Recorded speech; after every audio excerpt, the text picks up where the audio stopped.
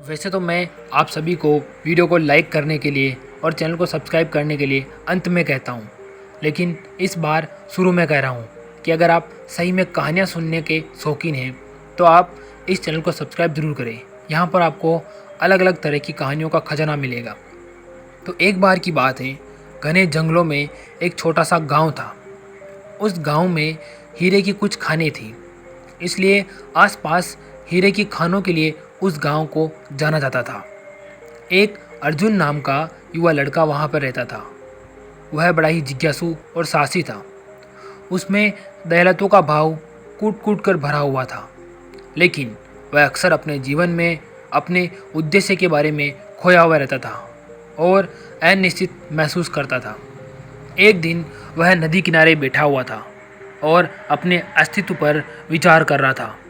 उसने देखा कि एक बूढ़ा आदमी उसकी ओर आ रहा है और वह उससे कुछ जानने के लिए उसके पास पहुंचा।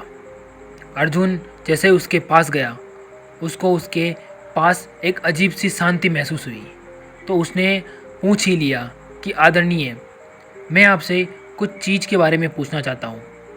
तो वह व्यक्ति बोला कि कहिए, किस चीज़ के बारे में जानना चाहते हैं।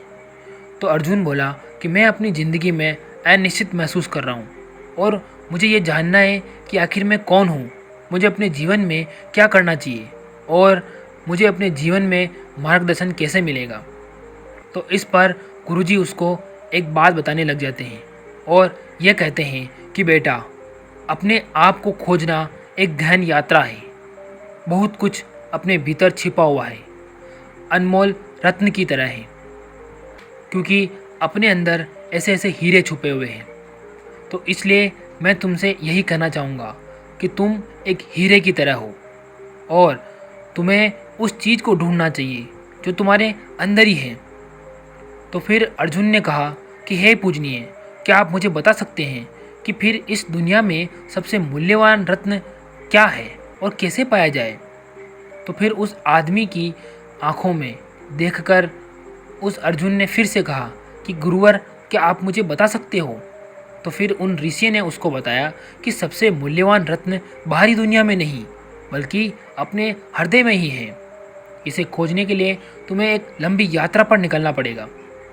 अर्जुन ने पूछा कि मैं यह यात्रा कैसे कर सकता हूँ। तो ऋषि मुस्कुराते हैं और उसे सलाह देते हैं कि अपने अंदर देखकर शुरुआत करो। ध्यान के माध्यम से अपने मन को शांत करो। अपने दिल की छोटी छोटी आवाज़ों को सुनने की कोशिश करो।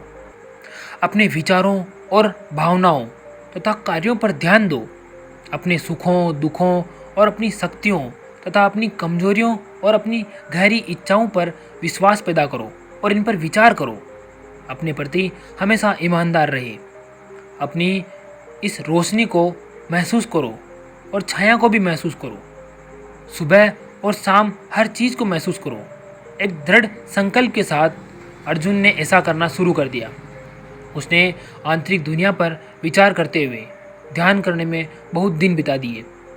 उसने अपने अंदर डर और शंकाओं का सामना भी किया। बिना निर्णय के उसने स्वीकार करना सीख लिया और समझना सीख लिया।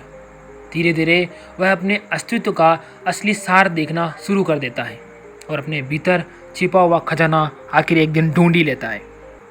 जैसे जैसे अर्जुन ने अपनी यात्रा जारी रखी, उन्होंने अपनी आसपास की दुनिया का भी पता लगाया, ज्ञान और अनुभवों की तलाश की, जिससे जीवन के बारे में उसकी समझ और अच्छी हो गई। रास्ते में वह जीवन के विभिन्न क्षेत्रों के लोगों से मिला, जिनसे उसके अंदर एक नया ऊर्जा का संचार हुआ। दिन के आत्मनिरीक्षण और स्वयं की खोज के बाद अर्जुन उन बुद्धिमान ऋषि से फिर से मिले और उनका धन्यवाद दिया और उन्होंने कहा कि हे आदरणीय, मैंने अपने भीतर सबसे बहुमूल्य रत्न यानी कि आत्म जागरूकता का समझ का खजाना खोज लिया है। मैं अब खोया हुआ नहीं हूँ। मुझे वह रास्ता मिल गया है जो मेरे वास्तविक स्वभाव से मेल खाता है। इस पर ऋषि मुस्कुराए और उसकी आंखें खुशी से चमक उठी और उन्होंने कहा कि बधाई हो अर्जुन, तुमने वो कर दिया और तुमने वो खजाना आखिर खोल ही लिया और खोज ही लिया, स्वयं के ज्ञान का खजाना। याद रखना, यह यात्रा किसी निश्चित मंजिल को खोजने के बारे में नहीं है, बल्कि निरंतर विकास करने और लोगों को जागरूक करने के बारे में है। जैसे ही उस बूढ़े व्यक्ति की बात समाप्त हुई, अर्जुन की आंखों में आंसू की धारा बहने लगी और उसने कहा कि मैं आपका बहुत बहुत धन्यवाद कहना चाहूँगा ऋषि जी, क्योंकि आपने मेरे दिल के द्वार खोल दिए हैं। उसके बाद अर्जुन एक महान ऋषि बना और उसने अपने ज्ञान को सभी लोगों के साथ साझा किया और ज़रूरत पड़ने पर सभी लोगों की सहायता की, क्योंकि यही तो मानवता है। शिक्षा लोगों को सिखाने के बारे में होती है। शिक्षा को आप अगर अपने पास सीमित रखते हैं तो यह गलत बात है। शिक्षा को दूर दूर तक फैलाना चाहिए। ज्ञान अपने अंदर रहेगा तो वह ख़त्म सा हो जाएगा, लेकिन अगर आप उसी ज्ञान को दूसरों को देते हो तो आपको उसमें से हीरा निकल कर मिलेगा या उसको आपको बढ़ाने का मौका मिलेगा। इसलिए कहा गया है कि विद्या धन ऐसा है जिसको जितना बढ़ाओगे उतना बढ़ता है और जितना बांटोगे उतना ही डबल होता है। तो आज की कहानी में इतना ही। दोस्तों, मैं आपसे फिर से कहना चाहूँगा, इस प्रकार की कहानियों के लिए आप हमारे साथ जुड़े रहिए। हम हर रोज़ एक कहानी शाम 7:30 बजे के बाद डालते हैं वीडियो, तो आप ज़रूर देखा कीजिए। रात को सोते हुए हमारी वीडियो को ज़रूर देखा कीजिए, ताकि आपको एक सुकून मिले और अपनी ज़िंदगी में आप जिस मुकाम पर पाना चाहते हैं उस मुकाम पर पाने के लिए आपको एक नई ऊर्जा मिले। आशा है कि आप ऐसा ही करेंगे। हम मिलेंगे अगली वीडियो में, तब तक आप अपना ध्यान रखिए। नमो बुद्धाय। जय सत्य सनातन धर्म। जय चित्तौड़गढ़। जय मेवाड़।